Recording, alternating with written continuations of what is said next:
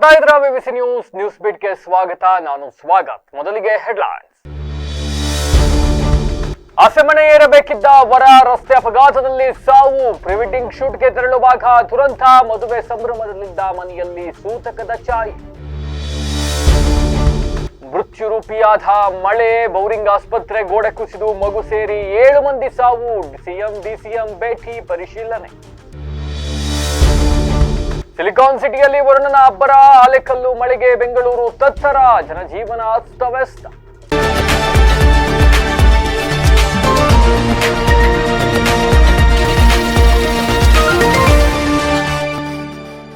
ಮದುವೆಯ ಸಂಭ್ರಮದಲ್ಲಿದ್ದ ಮನೆಯಲ್ಲಿ ಸೂತಕದ ಛಾಯೆ ಆವರಿಸಿದೆ.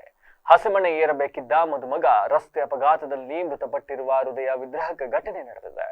ಮೃತರನ್ನ ಮನು ಎಲ್ಎನ್ ಎಂದು ಗುರುತಿಸಲಾಗಿದೆ. ಇವರು ಬೇಲೂರು ತಾಲೂಕಿನ ಲಕ್ಕುಂದ ಗ್ರಾಮದ ದರ್ಬಾರ್ಪೇಟೆ ನಿವಾಸಿಯಾಗಿದ್ದರು. ಮೇ 10ರಂದು ಇವರ ವಿವಾಹ ನಿಶ್ಚಯವಾಗಿದ್ದು ಮದುವೆ ಸಿದ್ಧತೆಗಳು ಭರದಿಂದ ನಡೀತಾ ಇದ್ದವು. ಇಂದು ಬೆಳಗ್ಗೆ ಸಕಲೇಶಪುರ ತಾಲೂಕಿನ ಮುಗುಲಿ ಗ್ರಾಮದ ಬಳಿ ಈ ದುರ್ಘಟನೆ ಸಂಭವಿಸಿದೆ. ಪ್ರೀ ವೆಡ್ಡಿಂಗ್ ಶೂಟ್ಗಾಗಿ ವಧುವನ್ನ ಕರೆತರಲು ಕಾರಿನಲ್ಲಿ ತೆರಳುತ್ತಾ ಇದ್ದ ಮನು ಎಲ್ಎನ್ ಅವರ ಕಾರು ನಿಯಂತ್ರಣ ತಪ್ಪಿ ಮರಕ್ಕೆ ಡಿಕ್ಕಿ ಹೊಡೆದಿದೆ. ಡಿಕ್ಕಿಯ ರಭಸ ಮನು ಅವರು ಸ್ಥಳದಲ್ಲೇ ಸಾವನ್ನಪ್ಪಿದ್ದಾರೆ. ಅಪಘಾತದ ಪರಿಣಾಮ ಕಾರು ಸಂಪೂರ್ಣ ನಜ್ಜುಗುಜ್ಜಾಗಿದೆ. ಮದುವೆಯ ಸಂಭ್ರಮದಲ್ಲಿದ್ದ ಮನೆಗೆ ಕ್ಷಣಾರ್ಧದಲ್ಲಿ ಶೋಕದ ಛಾಯೆ ಆವರಿಸಿದೆ. ಮಗನನ್ನ ಕಳೆದುಕೊಂಡ ಪೋಷಕರ ಆಕ್ರಂದನ ಮುಗಿಲು ಮುಟ್ಟಿದೆ. ಘಟನೆ ಸಂಬಂಧ ಸ್ಥಳಕ್ಕೆ ಪೊಲೀಸರು ಭೇಟಿ ನೀಡಿ ಪರಿಶೀಲನೆ ನಡೆಸಿದ್ದು ಪ್ರಕರಣ ಸಕಲೇಶಪುರ ಗ್ರಾಮಾಂತರ ಪೊಲೀಸ್ ಠಾಣೆ ವ್ಯಾಪ್ತಿಯಲ್ಲಿ ದಾಖಲಾಗಿದೆ. ಬೆಂಗಳೂರಿನಲ್ಲಿ ಜೋರಾದ ಮಳೆ ಹಿನ್ನೆಲೆ ಬೌರಿಂಗ್ ಆಸ್ಪತ್ರೆ ಕಾಂಪೌಂಡ್ ಗೋಡೆ ಕುಸಿತಗೊಂಡು 6 ಜನ ಸಾವನ್ನಪ್ಪಿರುವ ಘಟನೆ ವರದಿಯಾಗಿದೆ.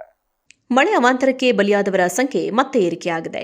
ಮನೆ ಛಾವಣಿ ಕುಸಿದ ಪರಿಣಾಮ ಮಲಗಿದ್ದ ವ್ಯಕ್ತಿ ಬಲಿಯಾಗಿದ್ದಾರೆ. ಬೌರಿಂಗ್ ಆಸ್ಪತ್ರೆಯ ಕಾಂಪೌಂಡ್ ಕುಸಿದು 7 ಮಂದಿ, ವಿದ್ಯುತ್ ಶಾಕ್ನಿಂದ 2 ಪ್ರಾಣ ಕಳೆದುಕೊಂಡಿದ್ದ ಘಟನೆ ನಿನ್ನೆ ವರದಿಯಾಗಿತ್ತು. ನಗರದಾದ್ಯಂತ ಭಾರೀ ಮಳೆಯಿಂದ ಹಲವು ಜೀವಗಳು ಬಲಿಯಾಗಿರುವುದು ಮಳೆಗಾಲದ ಸುರಕ್ಷತೆಯ ಬಗ್ಗೆ ಆತಂಕ ಹೆಚ್ಚಿದೆ. ಬೌರಿಂಗ್ ಆಸ್ಪತ್ರೆಯ ಕಾಂಪೌಂಡ್ ಕುಸಿದು ಸಂಭವಿಸಿದ ಘೋರ ದುರಂತದಲ್ಲಿ ಮಗು ಸೇರಿ ಒಟ್ಟು 7 ಜನ ದಾರುಣವಾಗಿ ಮೃತಪಟ್ಟಿದ್ದರು. ಬೆಂಗಳೂರಿನ ಜೆಸಿ ನಗರದ ಮೊಹಮ್ಮದ್ ಅಬ್ದುಲ್, ಡಿಜೆಹಳ್ಳಿಯ ಫಯಾಜ್ ಅಹಮದ್, ಕೆಜೆಹಳ್ಳಿಯ ಮುಸಾಫಿರ್ ಬೇಗಂ, ಕೇರಳದ ಎರ್ನಾಕುಲಂನ ಸ್ಮಿತಾ ಹಾಗೂ ಲತಾ, ಕಾರ್ ಸ್ಟಿಕರಿಂಗ್ ಕೆಲಸ ಮಾಡುತ್ತಿದ್ದ ಅಸ್ಸಾಂನ ನಸೀಮುಲ್ಲಾ ಮತ್ತು ಉತ್ತರ ಪ್ರದೇಶದ ವ್ಯಾಪಾರಿ ಸಲಾವುದ್ದೀನ್ ಅನ್ಸಾರಿ ಅವಘಡದಲ್ಲಿ ಪ್ರಾಣ ಬಿಟ್ಟಿದ್ದರು. ಗಾಳಿ ಮಳೆಯ ಕಾರಣಕ್ಕೆ ಪಾದಾಚಾರಿಗಳು ಮತ್ತು ಬೀದಿ ಬದಿಯ ವ್ಯಾಪಾರಿಗಳು ಬೌರಿಂಗ್ ಆಸ್ಪತ್ರೆಯ ಹಳೆಯ ಕಾಂಪೌಂಡ್ ಗೋಡೆಯ ಕೆಳಗೆ ಆಶ್ರಯ ಪಡೆದಿದ್ದರು. ಮಳೆಯ ತೀವ್ರತೆಗೆ ದುರ್ಬಲವಾಗಿದ್ದ ಗೋಡೆ ಏಕಾಏಕಿ ಕುಸಿದ ಪರಿಣಾಮ ಅವಶೇಷಗಳಡಿ ಸಿಲುಕಿದವರ ಪೈಕಿ 7 ಮಂದಿ ಮೃತಪಟ್ಟಿದ್ದು ಹಲವರು ಗಾಯಗೊಂಡಿದ್ದರು. ಇನ್ನು ಸ್ಥಳಕ್ಕೆ ಸಿಎಂ ಹಾಗೂ ರಾಜಕೀಯ ಮುಖಂಡರು ಭೇಟಿ ನೀಡಿ ಪರಿಶೀಲನೆ ನಡೆಸಿದ್ದಾರೆ.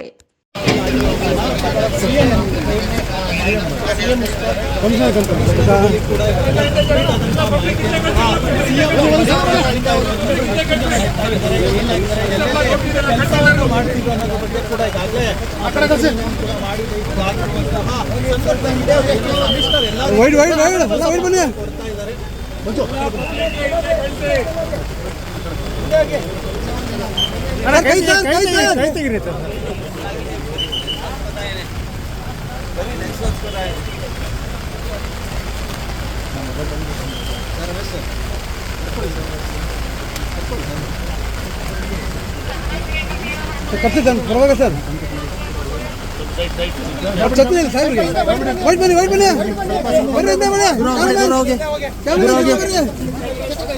ಛತ್ರಿ ಕಾಯಲ್ಲಿ ಹಿಡ್ಕೊ.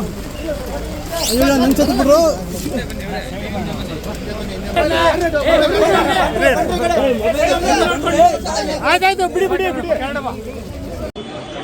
Out of 7 who died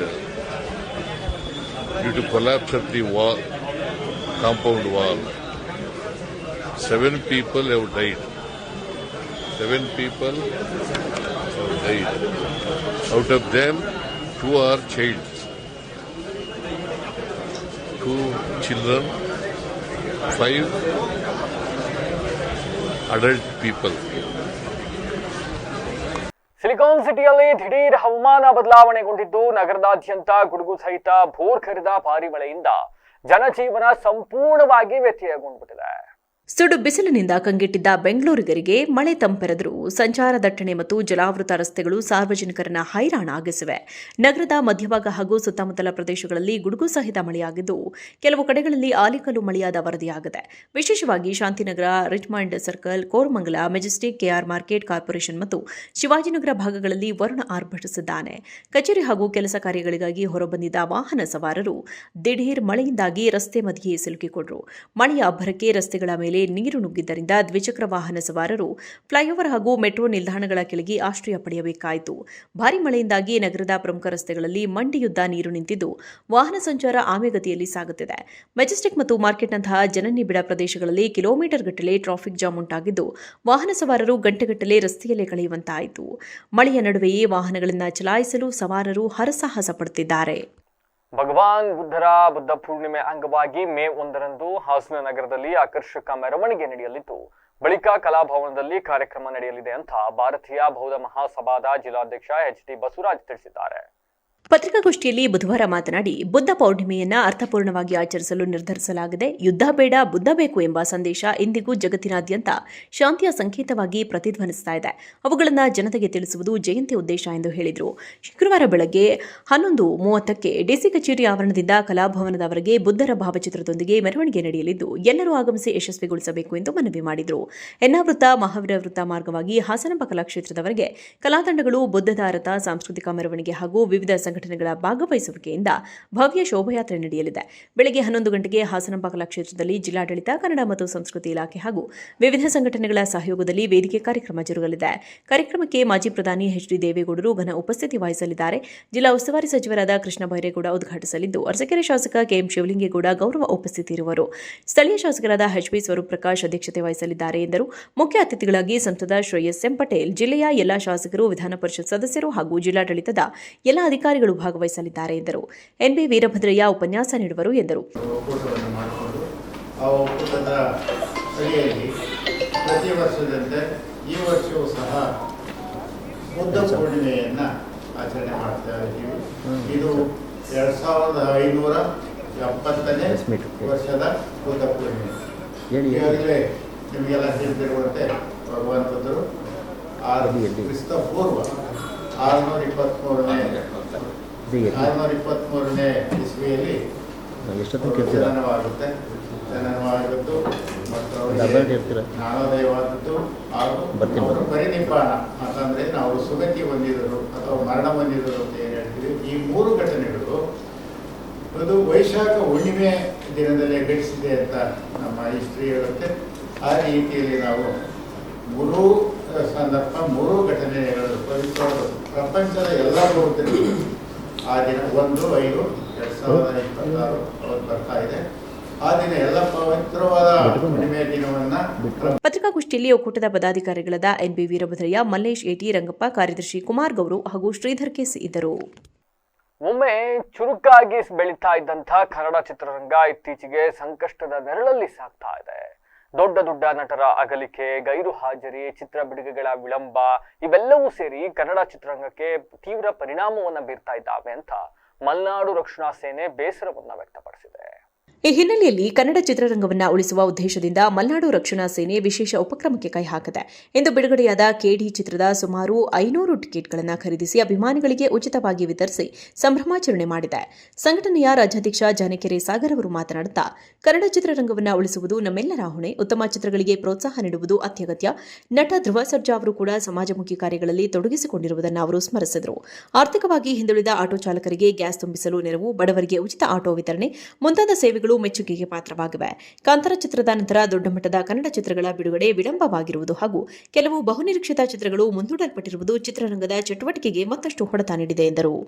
ಕರುನಾಡು, ನಾನು ಸಾಗರ್ ಜಾನಕೆರೆ, ಮಲೆನಾಡು ರಕ್ಷಣಾ ಸೇನೆಯ ರಾಜ್ಯಾಧ್ಯಕ್ಷ ಇರ್ತೀನಿ. ಇವತ್ತು ಏನು ಸಕಲೇಶ್ಪುರದ ತೇಜಸ್ವಿ ಚಿತ್ರಮಂದಿರದಲ್ಲಿ ಕೆಡಿ ಹಬ್ಬ ಅಂತಾನೆ ಹೇಳ್ಬೋದು. ಧ್ರುವ ಸರ್ಜಾ ಅವರ ಒಂದು ಕೆಡಿ ಚಿತ್ರ ಇವತ್ತು ಕನ್ನಡದಲ್ಲಿ ರಿಲೀಸ್ ಆಗಿದೆ. ಆ ಚಿತ್ರವನ್ನು ಇವತ್ತು ನಾವು ಥಿಯೇಟರ್ನಲ್ಲಿ ವೀಕ್ಷಣೆ ಮಾಡಬೇಕು, ಕನ್ನಡ ಚಿತ್ರರಂಗವನ್ನು ಬೆಳೆಸಬೇಕು. ಹಾಗೆ ಧ್ರುವ ಸರ್ಜಾ ಅವರ ಅಭಿಮಾನಿಯಾಗಿ ಹಾಗೇನೆ ಎಲ್ಲ ಕನ್ನಡ ಚಿತ್ರರಂಗದ ಅಭಿಮಾನಿಗಳಾಗಿರ್ತೀವಿ ನಾವು. ಪ್ರತಿಯೊಬ್ಬರು ಯಾರೇ ಕನ್ನಡ ಚಿತ್ರವನ್ನು ಮಾಡಿದ್ರು ಸಹ ಅದಕ್ಕೆ ಪ್ರೋತ್ಸಾಹವನ್ನು ಕೊಡುವಂತ ಕೆಲಸವನ್ನ ಮಲೆನಾಡು ರಕ್ಷಣಾ ಸೇನೆ ಮಾಡ್ಕೊಂಡು ಬಂದಿದೆ ಇಲ್ಲಿವರೆಗೂ ಸಹ.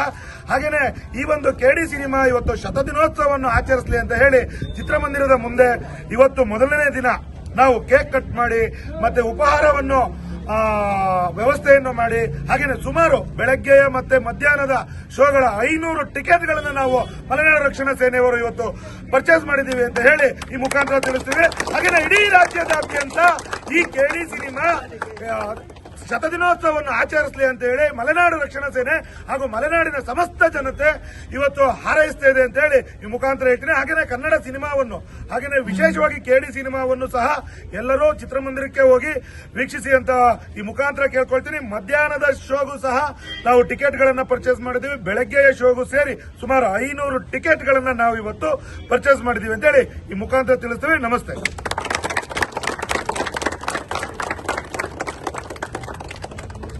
ರಾಷ್ಟ್ರೀಯ ಹೆದ್ದಾರಿ 75ರ ಬೆಂಗಳೂರು ಮಂಗಳೂರು ರಸ್ತೆಯ ಕಣದಳ್ಳಿ ಸಮೀಪದಲ್ಲಿ ಕಾರು ಮತ್ತೆ ಬೈಕ್ಗಳ ನಡುವೆ ಅಪಘಾತ ಸಂಭವಿಸಿದ್ದು ಓರ್ವ ವ್ಯಕ್ತಿ ಸ್ಥಳದಲ್ಲೇ ಸಾವನ್ನಪ್ಪಿರುವ ಘಟನೆ ನಡೆದಿದೆ. ಇಂದು ಸರಿಸುಮಾರು 12 ಗಂಟೆ ಸಮಯದಲ್ಲಿ ಆಲೂರು ತಾಲೂಕಿನ ಪಾಳ್ಯ ಬಳಿ ಇರುವ ಕಣದಳ್ಳಿ ಕೂಡಿಗೆಯಲ್ಲಿ ಧರ್ಮಸ್ಥಳದಿಂದ ಬೆಂಗಳೂರಿಗೆ ಬರ್ತಾ ಇದ್ದ ಕಾರು ಟಿವಿಎಸ್ ಬೈಕ್ಗೆ ಗುದ್ದಿದ ರಭಸಕ್ಕೆ ಬೈಕ್ ನುಚ್ಚುನೂರಾಗಿದ್ದು ಬೈಕ್ ಸವಾರನ ತಲೆಗೆ ಬಲವಾಗಿ ಪೆಟ್ಟು ಬಿದ್ದು ಮತ್ತೊಬ್ಬ ವ್ಯಕ್ತಿಗೆ ಕೈ ಮತ್ತು ಸೊಂಟದ ಮೂಳೆ ಮುರಿದಿದೆ. ಕೂಡಲೇ ಸ್ಥಳದಲ್ಲಿದ್ದ ಸ್ಥಳೀಯರು ಆಂಬ್ಯುಲೆನ್ಸ್ ಮುಖಾಂತರ ಹೆಚ್ಚಿನ ಚಿಕಿತ್ಸೆಗೆ ಹಾಸನ ಜಿಲ್ಲಾಸ್ಪತ್ರೆಗೆ ರವಾನಿಸಿದ್ದು ಚಿಕಿತ್ಸೆ ಫಲಕಾರಿಯಾಗದೆ ಓರ್ವ ಮೃತಪಟ್ಟಿರುವುದಾಗಿ ತಿಳಿದು ಬಂದಿದೆ. ಮೃತಪಟ್ಟ ವ್ಯಕ್ತಿ ಆಲೂರು ತಾಲೂಕಿನ ಕಸಬಾ ಹೋಬಳಿಯ ತೊಗರನಹಳ್ಳಿ ಗ್ರಾಮದ ನಾಗಶೆಟ್ಟಿ ಎಂದು ಗುರುತಿಸಲಾಗಿದ್ದು ಈ ಸಂಬಂಧ ಆಲೂರು ಪೊಲೀಸ್ ಠಾಣೆಯಲ್ಲಿ ಪ್ರಕರಣ ದಾಖಲಾಗಿದೆ. ಬೇಲೂರು ತಾಲೂಕಿನಲ್ಲಿ ಭಾರೀ ಮಳೆಯ ಅಬ್ಬರಕ್ಕೆ ರೈತನೊಬ್ಬ ನೀರಿನಲ್ಲಿ ಕೊಚ್ಚಿ ಹೋಗಿ ಸಾವನ್ನಪ್ಪಿರುವ ದಾರುಣ ಘಟನೆ ವರದಿಯಾಗಿದೆ. ತಾಲೂಕಿನ ಚಿಲ್ಲನಾಯಕನಹಳ್ಳಿಯಲ್ಲಿ ಸುರಿದ ಭಾರೀ ಮಳೆಯಿಂದಾಗಿ ರಸ್ತೆಯ ಮೇಲೆ ವೇಗವಾಗಿ ಹರಿದ ನೀರು ಅಪಾಯಕ್ಕೆ ಕಾರಣವಾಯಿತು. ರೈತ ಬಸವರಾಜು ಎಂದಿನಂತೆ ಸಂಜೆ ವೇಳೆ ಊರಿಗೆ ತೆರಳುತ್ತಾ ಇದ್ದಾಗ ಮಳೆಯ ತೀವ್ರತೆ ಹೆಚ್ಚಾದ ಹಿನ್ನೆಲೆಯಲ್ಲಿ ಚಿಲ್ಲನಾಯಕನಹಳ್ಳಿ ಗೇಟ್ ಬಳಿ ಕುಳಿತಿದ್ರು. ಆ ವೇಳೆ ಆಕಸ್ಮಿಕವಾಗಿ ಹರಿದು ಬಂದ ನೀರಿನ ಪ್ರವಾಹಕ್ಕೆ ಸಿಲುಕಿ ಹೆಚ್ಚು ದೂರ ತೇಲಿ ಹೋಗಿ ಸಾವನ್ನಪ್ಪಿದ್ದಾರೆ ಎಂದು ತಿಳಿದು ಬಂದಿದೆ. ಘಟನೆ ಕಂಡ ಸ್ಥಳೀಯರು ತಕ್ಷಣ ರಕ್ಷಣಾ ಕಾರ್ಯಕ್ಕೆ ಮುಂದಾದರೂ ನೀರಿನ ಹರಿವು ಜಾಸ್ತಿಯಾಗಿದ್ದರಿಂದ ಅವರನ್ನು ಉಳಿಸಲು ಸಾಧ್ಯವಾಗಲಿಲ್ಲ ಎನ್ನಲಾಗಿದೆ. ಬಳಿಕ ಮೃತದೇಹವನ್ನು ಹೊರತೆಗೆದು ಸಂಬಂಧಪಟ್ಟ ಅಧಿಕಾರಿಗಳಿಗೆ ಮಾಹಿತಿ ನೀಡಲಾಗಿದೆ. ಸ್ಥಳಕ್ಕೆ ಪೊಲೀಸರು ಭೇಟಿ ನೀಡಿ ಪರಿಶೀಲನೆ ನಡೆಸಿದ್ದು ಪ್ರಕರಣ ದಾಖಲಿಸಿಕೊಂಡು ತನಿಖೆ ಆರಂಭಿಸಿದ್ದಾರೆ. ಮೃತರ ಕುಟುಂಬಸ್ಥರ ಆಕ್ರಂದನ ಮುಗಿಲು ಮುಟ್ಟಿದ್ದು ಈ ಘಟನೆ ಗ್ರಾಮದಲ್ಲಿ ಶೋಕದ ವಾತಾವರಣ ನಿರ್ಮಾಣವಾಗಿದೆ. ಭಾರೀ ಮಳೆಯ ಸಮಯದಲ್ಲಿ ಜನರು ಎಚ್ಚರಿಕೆಯಿಂದ ಇರಬೇಕು, ನೀರಿನ ಹರಿವು ಇರುವ ಪ್ರದೇಶಗಳ ಬಳಿ ಹೋಗುವುದನ್ನು ತಪ್ಪಿಸಬೇಕು ಎಂದು ಅಧಿಕಾರಿಗಳು ಸಾರ್ವಜನಿಕರಿಗೆ ಮನವಿ ಮಾಡಿದ್ದಾರೆ. ಕಲಬುರಗಿ ನಗರದ ಸ್ವಸ್ತಿಕ್ ನಗರದಲ್ಲಿ ನಿನ್ನೆ ಹಾಡು ಹಗಲೇ ಸಿನಿಮೀಯ ಮಾದರಿಯಲ್ಲಿ ಕಳ್ಳತನ ನಡೆದಿದೆ. ಮಲ್ಲಿಕಾರ್ಜುನ ಎಂಬುವವರ ಮನೆಯ ಅಂಗಳಕ್ಕೆ ನುಗ್ಗಿದ್ದ ಅಪರಿಚಿತ ವ್ಯಕ್ತಿ ಅಲ್ಲಿ ಅಳವಡಿಸಿದ್ದ ಗ್ಯಾಸ್ ತುಂಬಿದ ಸಿಲಿಂಡರ್ನ ಕ್ಷಣಾರ್ಧದಲ್ಲೇ ಹೊತ್ತೊಯ್ದಿದ್ದಾನೆ. ಕಳ್ಳತನದ ಸಂಪೂರ್ಣ ದೃಶ್ಯ ಮನೆಯ ಸಿಸಿಟಿವಿಯಲ್ಲಿ ಸೆರೆಯಾಗದೆ ಬೈಕ್ ಮೇಲೆ ಬಂದ ಇಬ್ಬರು ವ್ಯಕ್ತಿಗಳು ಯಾರೂ ಇಲ್ಲದ ಸಮಯ ನೋಡಿ ಮನೆಯ ಒಳಗೆ ನುಗ್ಗಿ ಸಿಲಿಂಡರ್ ಹಿಡಿದುಕೊಂಡು ಪರಾರಿಯಾಗಿದ್ದಾರೆ. ಕಾಳಸಂತೆಯಲ್ಲಿ ಸಿಲಿಂಡರ್ಗೆ ಇರುವ ಬೇಡಿಕೆಯೇ ಈ ಕಳ್ಳತನಕ್ಕೆ ಮೂಲ ಕಾರಣ ಎನ್ನಲಾಗುತ್ತಿದೆ. ಈ ಕುರಿತು ಮಲ್ಲಿಕಾರ್ಜುನ ಅವರು ನೀಡಿದ ದೂರಿನ ಮೇರೆಗೆ ಕಲಬುರಗಿಯ ವಿಶ್ವವಿದ್ಯಾಲಯ ಪೊಲೀಸ್ ಠಾಣೆಯಲ್ಲಿ ಪ್ರಕರಣ ದಾಖಲಾಗಿದೆ. ಸಿಸಿಟಿವಿ ದೃಶ್ಯಾವಳಿಗಳ ಆಧಾರದ ಮೇಲೆ ಪೊಲೀಸರು ಕಳ್ಳರಿಗಾಗಿ ಜಾಲ ಬೀಸಿದ್ದಾರೆ. ಯುದ್ಧದ ಅಫೆಕ್ಟ್ನಿಂದಾಗಿ ಇಂಧನ ಬೆಲೆ ಏರಿಕೆಯ ಭೀತಿ ಇರೋದ್ರಿಂದ ಇಂತಹ ಕಳ್ಳತನಗಳು ಹೆಚ್ಚಾಗುವ ಸಾಧ್ಯತೆ ಇದೆ. ಸಾರ್ವಜನಿಕರು ತಮ್ಮ ಗೃಹ ಬಳಕೆಯ ಸಿಲಿಂಡರ್ಗಳನ್ನು ಸುರಕ್ಷಿತವಾಗಿರಿಸಿಕೊಳ್ಳಲು ಪೊಲೀಸರು ಮನವಿ ಮಾಡಿದ್ದಾರೆ. ಈಗ ಮತ್ತೊಮ್ಮೆ ಹೆಡ್ಲೈನ್ಸ್. ಆಸೆಮಣೆ ಏರಬೇಕಿದ್ದ ವರ ರಸ್ತೆ ಅಪಘಾತದಲ್ಲಿ ಸಾವು. ಪ್ರಿವೆಡ್ಡಿಂಗ್ ಶೂಟ್ಗೆ ತೆರಳುವಾಗ ದುರಂತ. ಮದುವೆ ಸಂಭ್ರಮದಲ್ಲಿದ್ದ ಮನೆಯಲ್ಲಿ ಸೂತಕದ ಛಾಯೆ. ಮೃತ್ಯುರೂಪಿಯಾದ ಮಳೆ. ಬೌರಿಂಗ್ ಆಸ್ಪತ್ರೆ ಗೋಡೆ ಕುಸಿದು ಮಗು ಸೇರಿ 7 ಮಂದಿ ಸಾವು. ಸಿಎಂ ಡಿಸಿಎಂ ಭೇಟಿ ಪರಿಶೀಲನೆ. ಸಿಲಿಕಾನ್ ಸಿಟಿಯಲ್ಲಿ ವರುಣನ ಅಬ್ಬರ. ಆಲೆಕಲ್ಲು ಮಳೆಗೆ ಬೆಂಗಳೂರು ತತ್ತರ. ಜನಜೀವನ ಅಸ್ತವ್ಯಸ್ತ. ಇದಾಗಿತ್ತು ಹೊತ್ತಿನ ವಿಶೇಷ. ನಿರಂತರ ಸುದ್ದಿಗಾಗಿ ನೋಡ್ತಾ ಇರಿ ವಿವಿಸಿ ಟಿವಿ. ಸತ್ಯದ ಕಡೆ ನಮ್ಮ ನಡೆ.